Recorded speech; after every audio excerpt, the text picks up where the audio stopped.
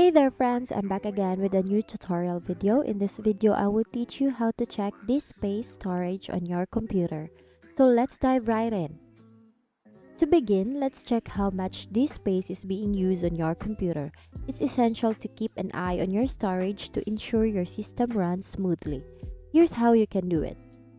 Please press the Windows key and E key simultaneously to open File Explorer. After that, you can click on the drive you want to check. Usually it's C drive. Select Properties and you'll see the used and free space.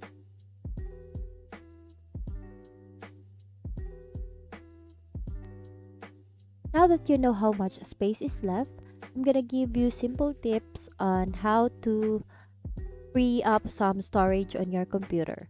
So first is remove unnecessary files.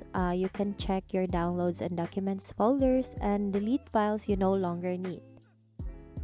Second is to uninstall unused application. Check your installed applications and remove any that you no longer use or need. And third is clear temporary files. Look for storage or disk cleanup option in your system settings to delete temporary files. Next is to empty the trash or your recycle bin. Don't forget to empty your trash or recycle bin as the files there still take up space even after deletion. And lastly, consider cloud storage. Utilize cloud storage services like Google Drive, Dropbox, or OneDrive to store files externally and free up local disk space. And that's it. That's how you check your disk space storage on your computer. Thank you for learning with me today. I hope you found this tutorial helpful in checking disk space storage and freeing up some space on your computer. Remember, keeping your system clutter-free is crucial for optimal performance.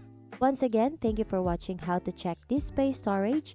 See you on my next video. Take care and stay curious.